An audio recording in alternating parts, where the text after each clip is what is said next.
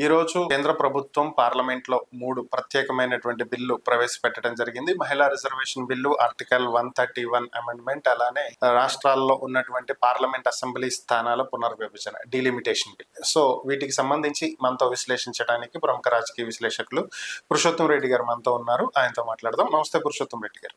నమస్తే చరణ్ గారు. సార్, ముఖ్యంగా మనకి మెయిన్ గా చర్చ జరుగుతున్నటువంటి అంశం డీలిమిటేషన్స్ కి సంబంధించినటువంటి సౌత్ స్టేట్స్ తీవ్రంగా దీన్ని వ్యతిరేకిస్తున్నాయి. తమిళనాడు ముఖ్యమంత్రి స్టాలిన్ ఈ ప్రతులను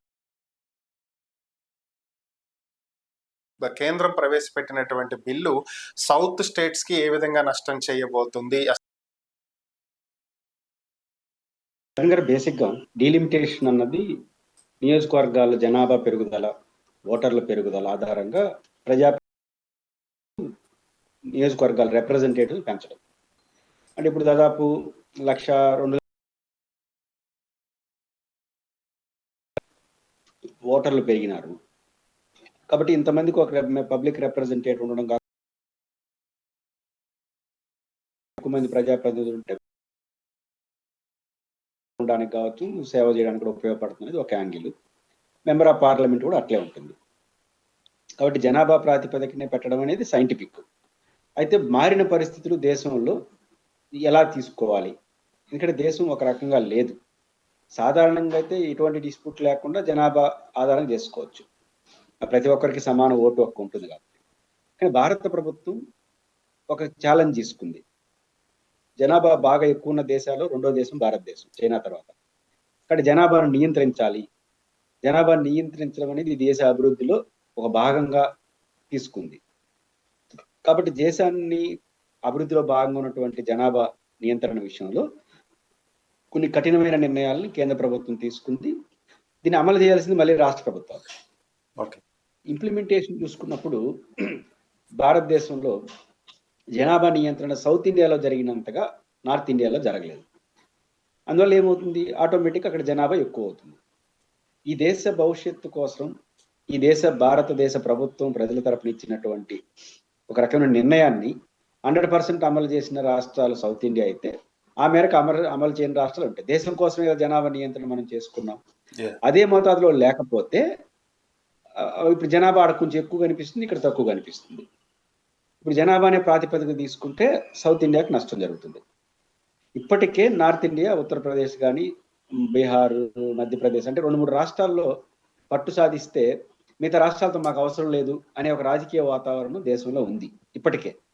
ఇంకా జనాభాని ప్రాతిపదికంగా మళ్ళీ చేస్తే కొంత ఎక్కువ జనాభా అక్కడ ఉంది కాబట్టి నేచురల్ గా వాళ్ళకి అడ్వాంటేజ్ గా మారుతుంది, మరింత పోతుంది. అందువల్ల సౌత్ ఇండియా వర్సెస్ నార్త్ ఇండియాగా మారుతుంది. ఇప్పటికే సౌత్ ఇండియా నిర్లక్ష్యానికి గురవుతోంది.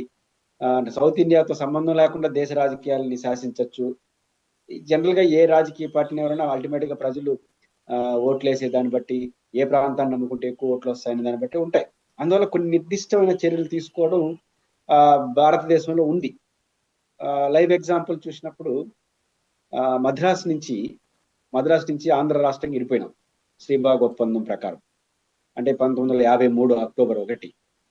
అప్పుడు ఆ శ్రీబాగ్ ఒప్పందంలో ఉన్నటువంటి ఒక అంశం చూస్తే ఆశ్చర్యం వేస్తుంది. అదేంటంటే జనాభాతో సంబంధం లేకుండా రాయలసీమ, కోస్తా ప్రాంతం ఈక్వల్ అసెంబ్లీ సీట్లు ఉండాలి అని రాసుకున్నాం క్లాజ్ శ్రీబాగ్ ఒప్పందంలో. అంటే ఇది ఆశ్చర్యం వేస్తుంది. ఇది ఈరోజు మనం జనాభా ప్రాతిపదికం కాకుండా మనం ఏరే పద్ధతిలో సౌత్ ఇండియా నష్టపోకుండా మాట్లాడడం ఎట్ట సాధ్యం అని అంటున్నారు కదా. ఆ రోజు ఎందుకు వచ్చింది శ్రీబాగ్ ఒప్పందం రోజు?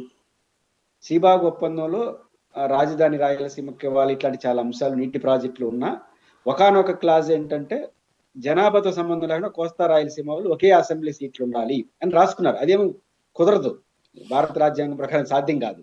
కానీ రాసుకున్నారు. ఎందుకు రాసుకున్నారంటే ఒక గమ్మత్తైన విషయం ఆ రోజు జరిగింది ఏంటంటే, ఉమ్మడి మద్రాసు రాష్ట్రం ఉన్నప్పుడు తెలుగు రాష్ట్రంగా ఇడిపోవాలనుకున్నప్పుడు రాయలసీమ ప్రాంతం, ఇప్పుడు అనుకున్న రాయలసీమ ప్రాంతం పెద్ద ఇష్టం లేదు. రీజన్ ఏంటంటే కోస్తా ప్రాంతం పెద్దది, మాకు చిత్తూరు, కడప అంతా, చెన్నై చాలా దగ్గరగా ఉంది నెల్లూరుకి, ఒక మహానగరం ఆడుంది. దాన్ని వదులుకొని మళ్ళీ పెద్ద ప్రాంతంతో కలిస్తే మేము నష్టపోతామేమో, అప్పటికి కోస్తా ప్రాంతం కొంత అభివృద్ధి చెందిందనే భయం ఆ రోజు రాయలసీమ ప్రాంతంలో ఉంది. రాయలసీమ ప్రాంత ప్రజల సపోర్ట్ లేకుండా కొత్త రాష్ట్రం ఏర్పడదు. అప్పుడు పెద్ద మనసులో శ్రీబాగ్ ఒప్పందం చేసుకుంది ఏంటంటే ఇది. ఎందుకు వచ్చింది అదంటే ఆంధ్ర యూనివర్సిటీ ఎక్కడ పెట్టాలని చర్చ నడిచింది. ఎక్కడ పెట్టాలన్నప్పుడు ఆంధ్ర మహాసభ ఆ రోజు ఏం తీర్మానించిందంటే రాయలసీమలో అనంతపురంలో పెట్టాలని తీర్మానించారు. ఈ మహాసభ ప్రతినిధులందరూ చెన్నై అసెంబ్లీకి పోయి ఏం చేయాలి, అసెంబ్లీ అనంతపురంలో అని మన ఏదైతే ఆంధ్ర మహాసభ చెప్పింది దాన్ని చెప్పాలి కదా. ఆడపోయి ఏం చేశారు తెలుసా, ప్లేట్ ఫిరాయించి మాకు విజయవాడలో పెట్టాలని తీర్మానం కూడా అనంతపురంకి వ్యతిరేకంగా ఓటేసినారు. కానీ ఏమైంది, రాయలసీమ ప్రాంతం నుంచి ఉన్న ఎమ్మెల్యేల సంఖ్య తక్కువ, ఎందుకంటే కోస్తాతో పోల్చుకుంటే. అయినా నెగ్గింది. ఎందుకంటే తమిళనాడు ముఖ్యమంత్రి ఆ రోజు ఒక సలహా ఇచ్చినాడు, ఇది ఆంధ్ర ప్రాంతం వాళ్ళ గొడవ, మనకెందుకు, మీరు గమ్మునుండని ఎమ్మెల్యేలు చెప్పినాడు. వాళ్ళు గమ్మున ఉండకుండా కొంతమంది తమిళ ఎమ్మెల్యేలు మనకు ఓటేసినారు రాయలసీమకు అనుకూలంగా, పక్కన ఉంటారు కాబట్టి. ఆ రకంగా నెగ్గింది. నెగ్గినా కూడా మళ్ళీ ఆంధ్ర యూనివర్సిటీ విశాఖపట్నంలో పెట్టారు, అది వేరే సంగతి. అంటే పాయింట్ ఏంటంటే కోస్తా వాళ్ళు ఎక్కువ ఉంటారు కదా, రాయలసీమ వాళ్ళు తక్కువ ఉంటారు కదా, మొత్తం ఇదేనా పరిస్థితి, రేపు ఎవడు ముఖ్యమంత్రి కావాలంటే వాళ్ళ మెప్పు కోసం రాయలసీమ అన్యాయం అయిపోతుందనే క్లాజుతో రాయలసీమ ఉత్తర కోస్తా ప్రాంతం సమాన ఎమ్మెల్యేలు ఉండాలని తీర్మానం చేశారు. అది అమలు కాలేదు, అది వేరే సంగతి. అంటే నేను ఎందుకు అంటున్నానంటే రాజకీయ వాతావరణం ఉన్నప్పుడు మా ప్రాంతం నష్టపోతుంది. ఏ రాజకీయ పార్టీ అయినా అల్టిమేట్ గా మెజారిటీ ఎంపీలు ఎమ్మెల్యేలు ఉన్న చోటికే మొగ్గు చూపిస్తుంది రేపు పవర్లోకి రావడం కోసం. అది ఆంధ్రప్రదేశ్లో కనపడుతుంది కదా, రాయలసీమలో ముఖ్యమంత్రులు, కానీ రాయలసీమకు అన్యాయం జరుగుతుంటుంది కదా. కారణం ఏంటంటే కోస్తా ఎమ్మెల్యేలు ఎక్కువ. ఆ రోజు నుంచి ఇది జరుగుతుంది. శ్రీభాగ్య దీనికి ఊరట, దానికి లెక్క. కానీ ఈరోజు సౌత్ ఇండియాలో ఆల్రెడీ తక్కువ ఉన్నారు, నార్త్ ఇండియాలో ఎక్కువ ఉన్నారు. ఇప్పుడే ఇన్బ్యాలెన్స్ ఉంది. ఇంకా జనాభాను వేసుకుంటే మానికోసం ఇంకొంచెం ఇన్బ్యాలెన్స్ అయితే సౌత్ ఇండియా పరిస్థితి ఏంటి అనే భావన బలంగా ఉంది. కాబట్టి ఇప్పుడు మనకు అందుతున్న సమాచారం ప్రకారం లేటెస్ట్ జనాభా ప్రకారం చేస్తుంటారు. లేటెస్ట్ జనాభా ప్రకారం అంటే ఏది లేటెస్ట్, కేంద్ర ప్రభుత్వం ఇష్టం. 2010 అందుబాటులో 2011 ఇప్పుడు సెన్సెక్సా, ఇప్పుడు సెన్సెక్స్ వచ్చేసరికి టైం అవుతుంది కాబట్టి చేయగలరా, ఇది ఒక ఉంది. కాబట్టి ఏది చేసినా జనాభా ప్రాతిపదిక సౌత్ ఇండియాకి నష్టం వస్తుంది. ఎందుకంటే కేంద్ర ప్రభుత్వం చేసిన నిర్ణయాన్ని తూచా తప్పున అమలు చేయడం వల్ల మనం తగ్గాము. ఇప్పుడున్న ఇన్బ్యాలెన్స్ మరింత పెరిగితే దేశాల్లో ఐక్యతకు నష్టం వస్తుంది. ఇంకా మాకు దేశంలో సౌత్ ఇండియా నుంచి ఇంక దిక్కు లేదు అనే పరిస్థితికి వచ్చేస్తే నెగిటివిటీ వచ్చేస్తుంది కదా, సమగ్ర తేడా ఉంటుంది దేశానికి. కాబట్టి తమిళనాడు ముఖ్యమంత్రి గారు, తమిళనాడు ప్రభుత్వం మంచి ఫార్వర్డ్ స్టెప్ ఆల్రెడీ మీటింగ్ చేస్తారు. ఆంధ్రప్రదేశ్లో ఉన్న అధికార ప్రతిపక్ష పార్టీలు కూడా జాగ్రత్త తీసుకోవాలి. బీజేపీతో అనుబంధం ఉందా లేదా అనేది పక్కన పెడితే, రెండు పార్టీలు ముఖ్యంగా తెలుగుదేశం, వైఎస్ఆర్ కాంగ్రెస్ పార్టీ ఆంధ్రప్రదేశ్ కని నష్టమా లాభమా కాదు, ఈ పాలసీ అమలు చేస్తే జనాభా ప్రాతిపదికన అమలు చేస్తే సౌత్ ఇండియా ఆటోమేటిక్గా నష్టపోతుంది. కాబట్టి ఇప్పుడున్న రేషియో కొనసాగే విధంగానే ఎంత సంఖ్య పెరిగినా, ఇప్పుడు 50% అన్నారు, అది కొంచెం హేతుబద్ధంగా ఉంది. ఎందుకంటే మొన్న మొత్తం సీట్లో 50%, ఉదాహరణ తమిళనాడు 40 ఉంది, 50% అంటే 60 అవుతుంది. అప్పుడు ఉత్తరప్రదేశ్ అవుతుంది 80 నుంచి 120 అవుతుంది. ఇప్పుడు 40, 80 రెట్టింపు, 60, 120 రెట్టింపు.